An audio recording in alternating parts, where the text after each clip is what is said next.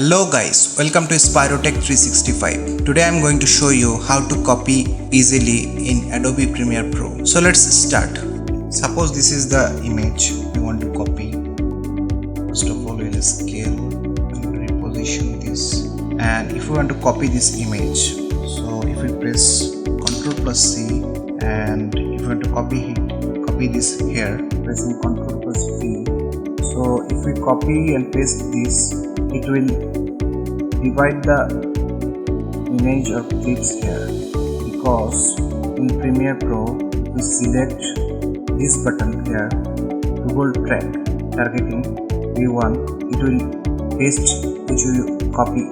So to do this, we need to first select this one and uncheck this one. If we paste this, it will paste on video track 2. Another simple way to copy this is pressing Alt and left click, pressing Alt and left click. So this is the easiest way by which we can copy and paste. If we want to copy one footage or image from sequence to sequence, it will be the same also. First of all, if we want to copy this one and if we paste here, it will paste here because we have